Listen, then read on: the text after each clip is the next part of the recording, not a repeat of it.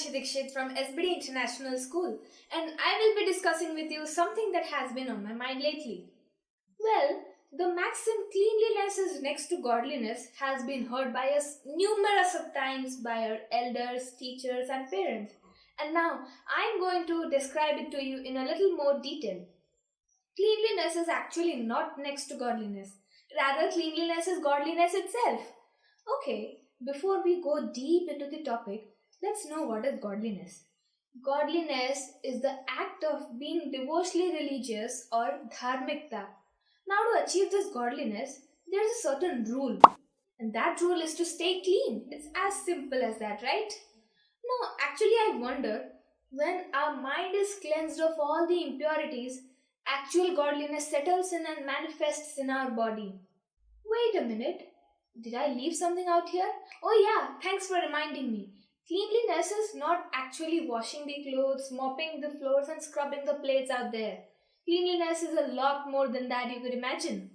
We wash our clothes, but we forget that we are wearing over our unclean hearts. We wash our hands with soap and water to clean it, but we forget that we are not washing our souls. We do a shampoo most of the time, but we leave our thoughts and imagination in the darkness. I got to remember something. Mahatma Gandhi had made two statements.